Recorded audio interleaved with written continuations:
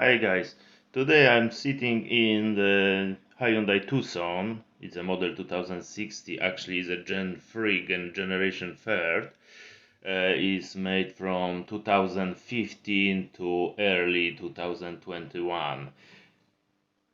I want to show you how to open a fuel flap. Most Asian cars got the small lever next to the driver's seat in the floor, but it's nothing in Hyundai Tucson. It's nothing next to. So how to open the fuel flap?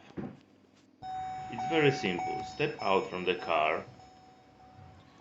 Do not lock the door. Go around to fuel flap,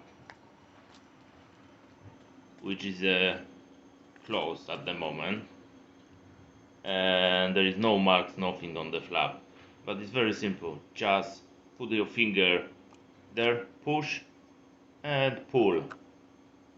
Ta-da!